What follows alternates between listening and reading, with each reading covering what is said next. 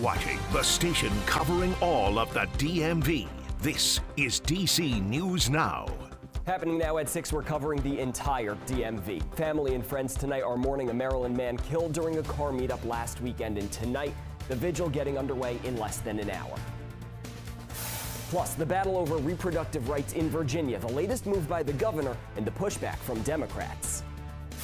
And tidying up your home and your checkbook, a spring cleaning to help you stretch your dollar. And the latest radar is a little active with a few storms out there. We'll show you the latest radar, talk about temperatures, and give you a look into what to be expected for the rest of the holiday weekend. Coming up. And good evening. Thank you so much for joining us for DC News Now at 6. I'm Max Marcilla. Ben Dennis has the night off. We begin tonight in the district, where police say a man is dead after a shooting in Southeast early this morning. Officials say it happened around 12:45 a.m. on Congress Street. Police found a man who had been shot, and he later died at the scene. Tonight, that investigation is still ongoing. We want to warn you, you may find the following video disturbing. DC police have released body camera footage from an incident earlier this month at a Northwest apartment building when an officer shot a 28-year-old man.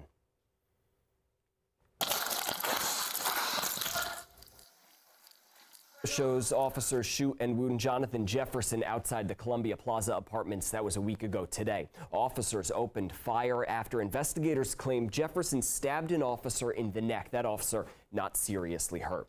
Police initially responded to the complex for a welfare check. A friend of Jefferson's who lives there expressed concern about his mental health. The 4 officers involved in the shooting remain on administrative leave. Both the U.S. Attorney's Office for the District of Columbia and the Internal Affairs Bureau are reviewing the case. An update tonight, officials are continuing their search for a man who went missing after they say he tried swimming across the Potomac River late Friday night. Emergency crews from Montgomery County, Fairfax County, and the U.S. Park Police, they started their search around 8:45 last night.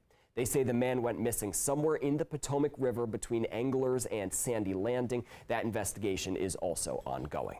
And in Virginia, Fairfax County Police say a man is in custody tonight following a deadly crash early Friday morning.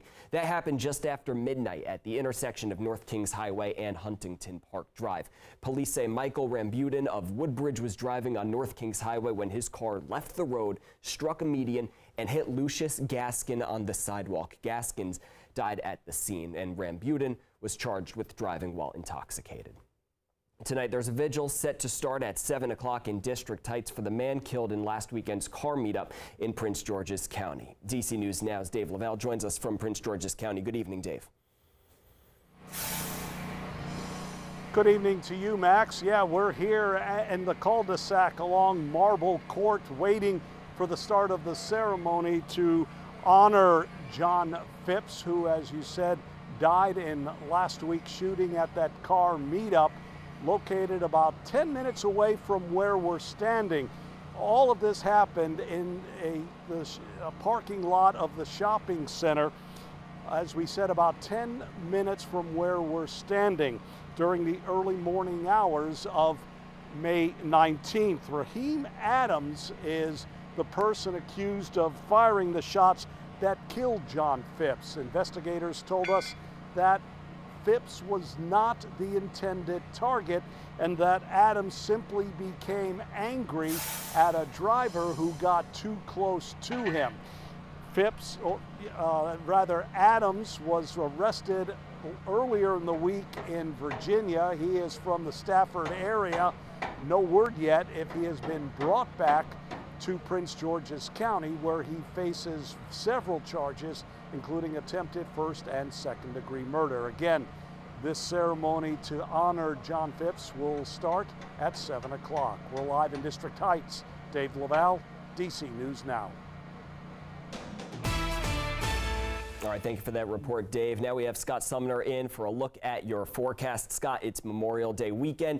Got off to a good start. What's the rest of this holiday weekend looking like? Well, Max, most of us have dodged the bullet so far. There are some showers and a few rumbles of thunder as well out there as we look off to the west, and you can see where they are across the I-81 corridor around the Winchester region down towards the Front Royal area. That's where you're seeing a concentration of some showers and some storms, but as we get a little closer to the district here, nothing going on as we speak.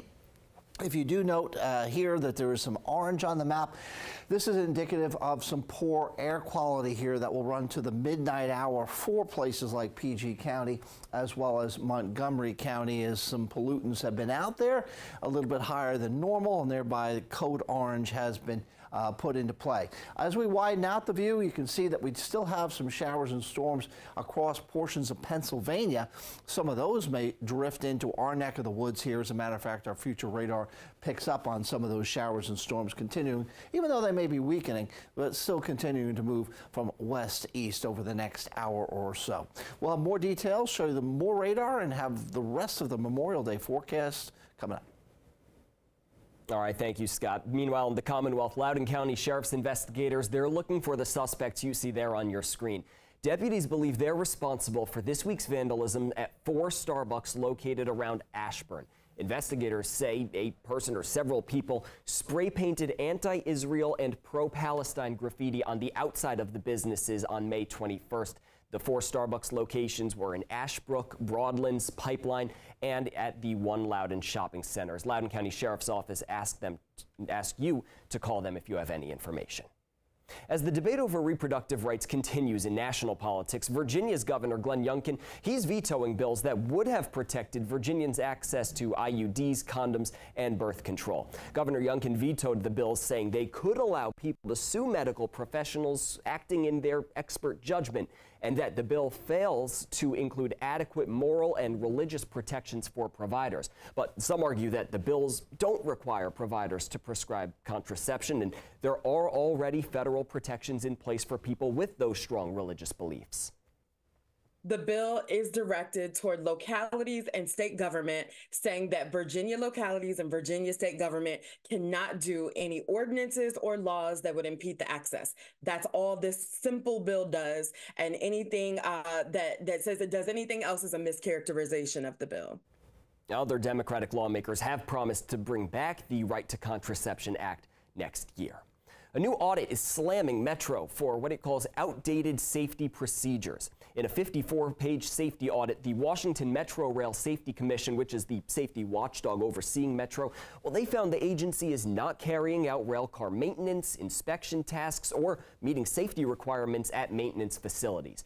It also found Metro Rail is not using properly calibrated equipment. But on a positive note, it did find that Metro is making upgrades to its troubled 7000 series rail cars, which were involved in a derailment back in 2021. WMATA says it is reviewing the report. It's required to have a corrective plan within 30 days. This holiday weekend, AAA is expecting 44 million people will travel across the country, numbers the company's vice president says they haven't seen in nearly 20 years. About 3.5 million of those travelers will be flying. Now, Transportation Secretary Pete Buttigieg, he says he's keeping a close eye on airlines. He's hoping they can avoid mass disruptions. And with so many people taking those trips, both Buttigieg and AAA officials are offering some advice. Even with the dramatic improvements that have happened, certainly would encourage people to allow a little extra time. Keep your cool, stay patient, whether you're at the train station or you're at the airport or you're sitting in traffic on the highway, you're going to have a lot of company this weekend.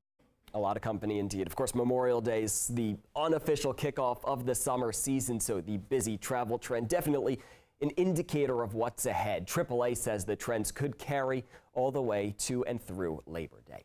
Meantime, AAA also says those other 38.5 million people, they're expected to hit the roads this weekend. That's up 4% from last year. We talked to some travelers in Virginia. They hit the roads early for their weekend getaways, and they say it wasn't too bad. That head start was important. We left like about 11:30. You know, if we had left a little later, it would have been bumper to bumper. You know, especially coming through Northern Virginia. We haven't hit any real traffic like they were talking about. It used to be a little dicey on I-66 with the construction, but now that that's done, it's pretty straightforward. And we kind of got a routine. Now, within Virginia, AAA predicts we will see travel surpass pre-pandemic levels. The agency in Virginia points out expects 1.2 million travelers in the Commonwealth this weekend, most of them traveling by car. Now, with all of that traffic on the roads, they are urging you and other drivers to please be extra cautious. Memorial Day, of course, is also a time to reflect and remember our nation's fallen heroes. DC News Now's Randy Bass is on the National Mall with an up-close look at the colorful and emotional tribute on display throughout the weekend. 600,000 red poppies line the National Mall here this weekend, each flower representing a United States service member who made the ultimate sacrifice defending our country's freedom. Those beautiful red blossoms nestled next to history along the National Mall. Because the monuments are still works of architecture, and this is a sort of living memorial. The Poppy Wall of Honor put on display by the USAA. On one side, we have the history of the war since World War I. Talks about the lives lost in combat since World War I. The representation on this side of the wall is more than 600,000 poppies, which each poppy is representative of a life lost in combat since World War I. Walking along the wall, evoking emotion for some who came to pay their respects. I think it's stunning, and I think it's a really good way of memorializing those who have died in battle. So many lives lost, sometimes really gruesome ways, and it really causes the heart to pause. Pausing for a moment to reflect on the true meaning of Memorial Day. It's a day of reflection, a day of honor, a day of remembrance. It's not a day to sit and celebrate. It's not a day to, I always tell my family, have your picnics, enjoy your time, do your barbecues, but find that moment to just pay that respect to those that had given the ultimate sacrifice.